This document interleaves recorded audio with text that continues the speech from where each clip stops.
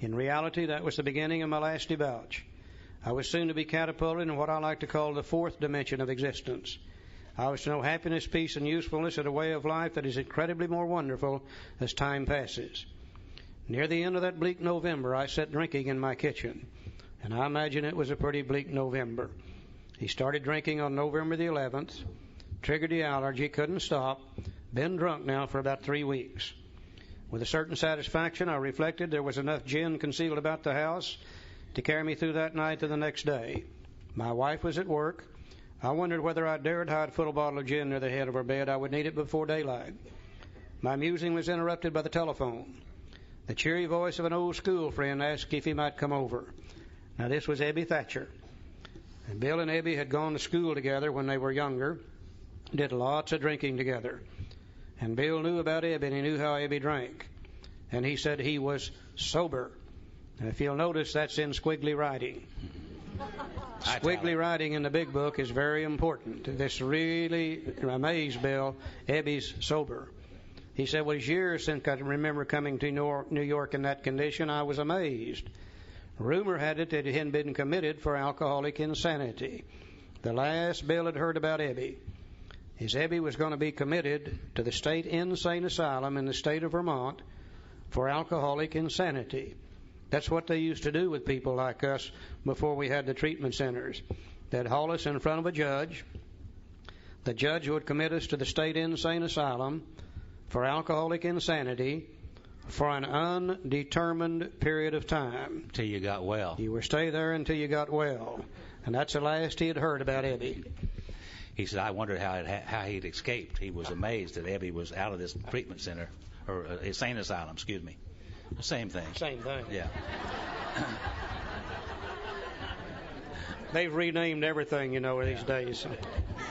They talk about dysfunctional families today. Well, mine was just crazy as hell. I don't know. But Ebby come from a very prominent family in Albany, New York. In fact, his father was the mayor of Albany. Very prominent family, and Ebby's drinking was embarrassing the family. So they called Ebby in one day, said, Ebby, said, you're embarrassing the family with your drinking. We would like for you to just basically get out of town. And going over there to Vermont and stay at the old summer place, and we'll be over there this summer. And while you're there, you might as well sober up. And if you get sober, you might as well make yourself useful and paint up and fix up the old summer place because we'll be using it. So Ebby got out of town and went over to Vermont. He began to fix up the old summer place, painting and fixing up. And one day he finished painting this wall, and he looked at it and he was admiring that.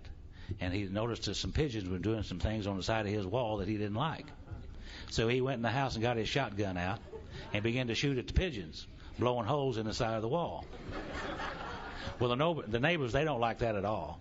So they called the police and they had him arrested, and they took him before the judge, and they were going to commit him for alcoholic insanity. But Ebby got real lucky. Two fellows interceded on his behalf. One guy's name was Roland Hazard. The other was Seaver Graves. And they asked the judge if they might release Ebby to their care because they were going to the Oxford group, and they felt if they took Ebby to the Oxford group meetings and if he would apply the tenets of the Oxford group to his life, maybe he too could stay sober as they had. Well, Ebby began to go to the Oxford group meetings, and he began to stay sober. And a couple of months later, he goes to New York to the Calvary Mission, which was the headquarters of the Oxford group at that time. And he began to stay there in that mission. And after a while, he decided that he remembered his friend Bill. He said, I think I'll go over and talk to Bill. Maybe I can help Bill stay sober, as these two fellows had helped me. Now, Bill didn't know any of this, though. He said, I wondered how he'd escaped. Of course, he would have dinner, and I could drink opium with him. Unmindful of his welfare, I thought only of recapturing the spirit of other days.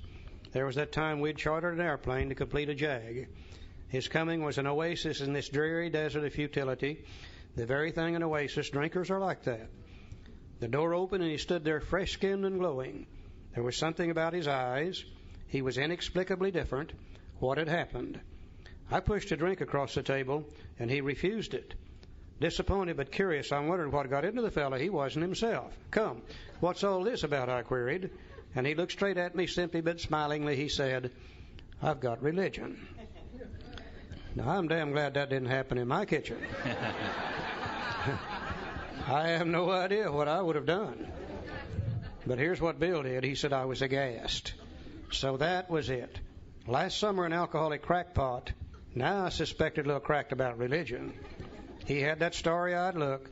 Yeah, the old boy was on fire, all right, but bless his heart, let him rant. Besides, my gin would last longer than his preaching. But he did no ranting. In a matter-of-fact way, he told how two men had appeared in court persuading the judge to suspend his commitment. They had told of a simple religious idea, which is step 2, and a practical program of action, which is steps 3 through 12. That was 2 months ago, and the result was self-evident. It worked.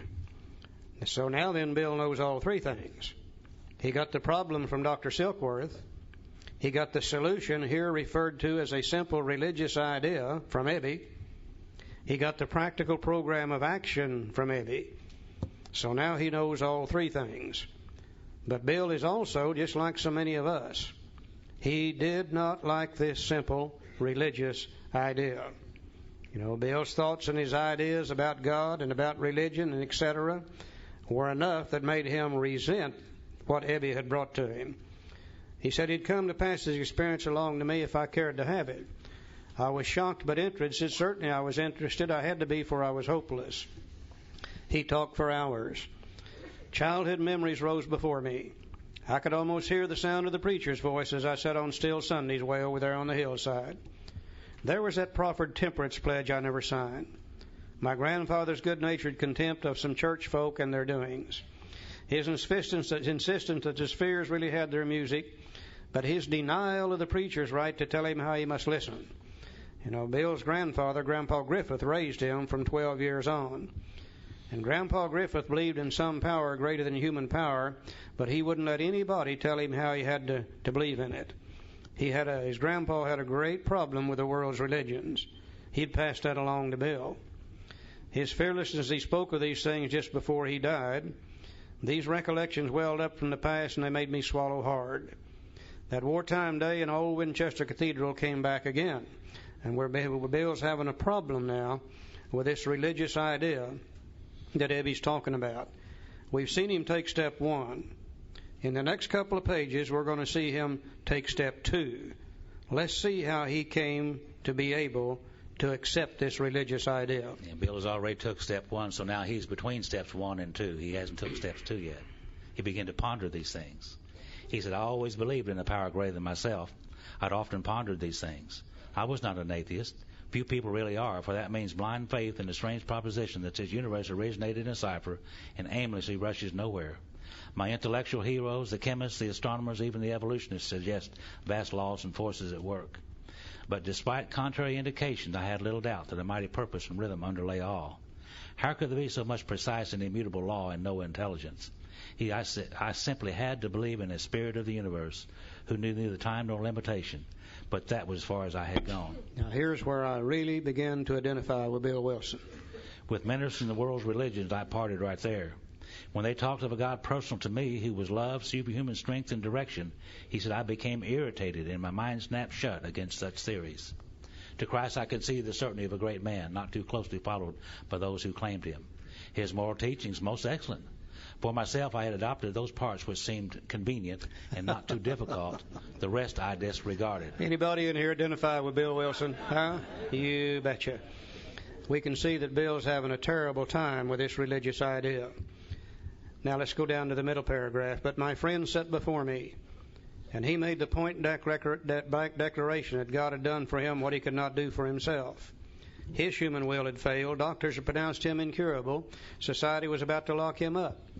Like myself, he had admitted complete defeat. Then he had, in effect, been raised from the dead, suddenly taken from the scrap heap to a level of life better than the best he had ever known.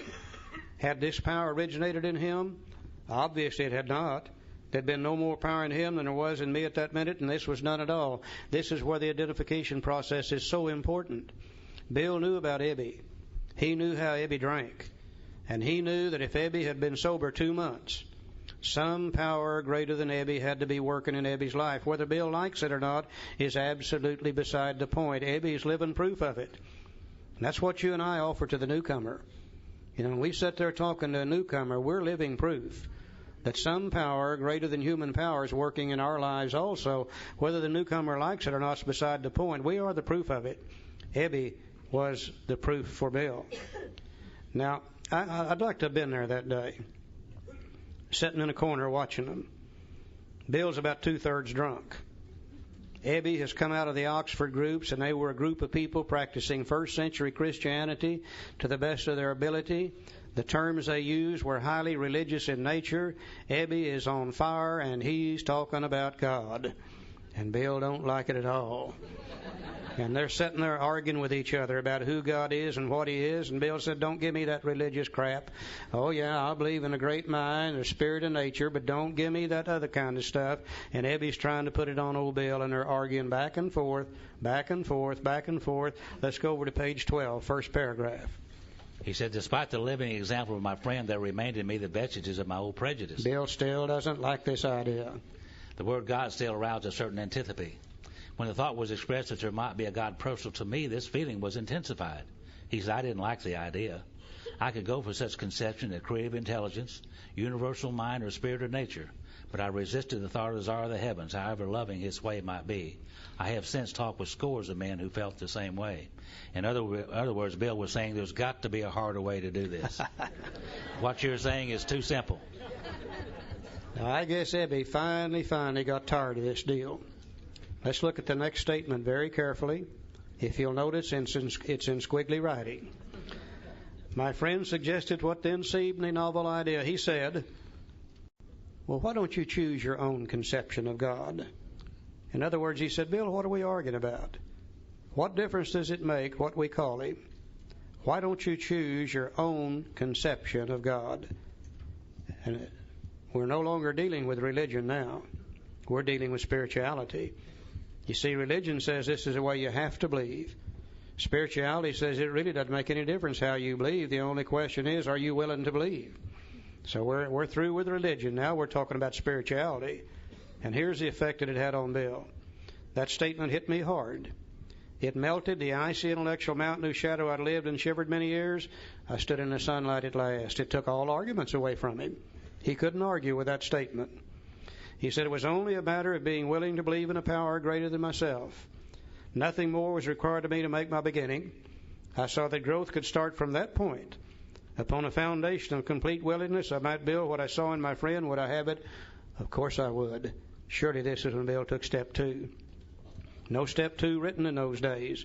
But here's where he came to believe in a power greater than himself, based on Ebby's simple little statement, "Why don't you choose your own conception of God?" And that statement has opened the door for countless millions of we alcoholics who were having trouble with religion. And I think the reason it really works is we're allowed here to have our own conception of God. And you know, as I look back at my lifetime, I realize I've never had any problem with my own conception of anything. You betcha. Let me believe the way I want to, and I'm ready to go now. Bill is now taking step 2. Isn't that something? Isn't that something? When he made the statement, "I saw that growth could start from that point. Upon a foundation of complete willingness, I might build what I saw in my friend. Would I have it? Of course I would." This is Bill's first reference to a wonderfully effective spiritual structure. And he's going to start painting a picture in our mind using words. Eventually he'll tell us what the structure is and show us where we'll pass through it to freedom. Now his first reference to it is, "Upon a foundation of complete willingness, I might build what I saw in my friend."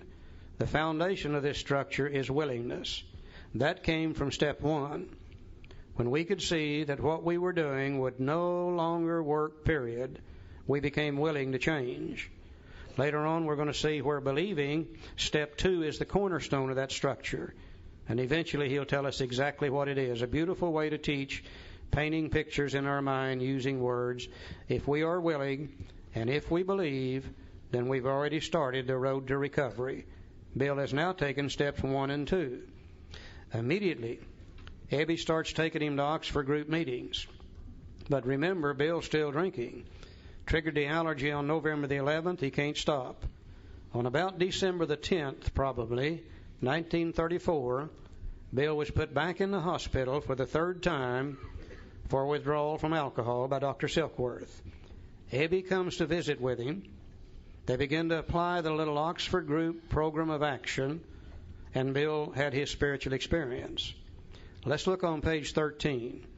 Let's see if we can't see the last 10 steps of Alcoholics Anonymous. He's taken 1 and 2. Let's see if we can't see the last 10. He said, at the hospital I was separated from alcohol for the last time. Treatment seemed wise, for I showed signs of delirium tremens. There I humbly offered myself to God as I then understood him, to do with me as he would. I placed myself unreservedly under his care and direction. I admitted for the first time that of myself I was nothing, that without him I was lost. The first tenet that the Oxford group had was surrender. Now, Bill, later on, when he wrote the steps, he realized that no alcoholic would like the word surrender. So he changed their first step into our third step, where we made a decision to turn our will and life over to the care of God as we understand him. We see him there taking the first Oxford group tenet, which turned out to be our step 3. He's now taken 1, 2, and 3. He said, I ruthlessly faced my sins. I ruthlessly faced my sins. Their second tenet was examine your sins. And Bill knew that no good alcoholic's going to do that. So he changed that into made a searching and fearless moral inventory of ourselves. He's taking step 4 there. And became willing to have my newfound friend take them away root and branch. I've not had a drink since. Became willing to have my newfound friend take them away root and branch. You'll notice friend is capitalized. This is one of the words that Bill uses for God. And that little statement, became willing to have my newfound friend take them away root and branch, later became steps 6 and 7. We became willing to have God remove these things and humbly ask him to do so. There we're dealing with 6 and 7. My schoolmate visited me, and I fully acquainted him with my problems and deficiencies. He's taking what we know today as step 5, there in the town's hospital with Ebby. We made a list of people I'd hurt and toward whom I felt resentment. I expressed my entire willingness to approach these individuals, admitting my wrong. Never was I to be critical of them. I was to right all such matters to the utmost of my ability. They had an Oxford group tenet called restitution. And Bill knew no self-respecting alcoholic is on a due restitution. So he took that and made 2 steps out of it, step 8 and 9, where we made the list and became willing, and then made amends. There he's dealing with 8 and 9. He said, I was to test my thinking by the new God conscious within. Common sense would thus become uncommon sense. That statement later became step 10, where we continued to take personal inventory, and when we were wrong, promptly admitted it. That's the new step 10. I would sit quietly when in doubt, asking only for direction and strength to meet my problems as he would have me. Never was I to pray for myself, except as my request bore my usefulness to others. Then only might I expect to receive, but that would be in great measure. And there we see all the elements of step 12, where we sought through prayer and meditation step 11 to improve our conscious contact with God, so on and so forth. There he's dealing with step 11. My friend promised when these things were done, I would enter upon a new relationship with my Creator, that I would have the elements of a way of living which answered all my problems. That's got to be the first part of step 12, having had a spiritual awakening as the result of these steps. So we see Bill in the town's hospital applying the Oxford group tenets, which later he made into the last 10 steps of Alcoholics Anonymous. And this is why he was able to say, and how it works, these are the steps we took, which are suggested as a program of recovery. Bill took them in the town hospital with the help of Ebby. Now let's see what happened to him. Belief in the power of God, plus enough willingness, honesty, and humility to establish and maintain the new order of things were the essential requirements. Simple, but not easy. A price had to be paid. It meant the destruction of self-centeredness, and I must turn in all things to the Father of light who presides over us all. Poor old alcoholics got to give up the 2 most important things in our lives, and the first thing is our alcohol, and the second thing is our self-centeredness. The 2 things that we love the most. Very difficult to do. Very difficult, but very simple. Yeah. He said these were revolutionary and drastic proposals, but the moment I accepted them, the effect was electric. There was a sense of victory followed by such a peace and serenity as I'd never known. There was utter confidence. I felt lifted up as though the great clean wind of a mountaintop blew through and through. God comes to most men gradually, but his impact on me was sudden and profound. And for a moment I was alarmed and called my friend the doctor and asked if I was still sane. He listened in wonder as I talked. Bill overheard Lois and Dr. Silkworth talking, so he thought he'd gone crazy. He thought he'd check out with Dr. Silkworth to see if he had gone crazy. Finally, after he told me his experience, he shook his head saying, well, something's happened to you I don't understand, but you better hang on to it. Anything is better than the way that you were. The good doctor now sees many men who had such experiences. He knows that they are real. Now, we don't know what happened to Bill that day. We were not there to see that. but we know this was probably about December the 14th of 1934. We do know that Bill didn't die until January of 1971. We do know that it was never necessary for him to take another drink from this day until the day that he died. Something profound took place in his life that day. Bill always said, I had a vital spiritual experience as the result of these steps, during which old ideas were cast aside and replaced with a new set of ideas, and I was able to live the rest of my life without drinking. Now here's a guy that went in the hospital, selfish and self-centered to the extreme, always doing what he wanted to do whenever he wanted to do it. That was his attitude when he went in there.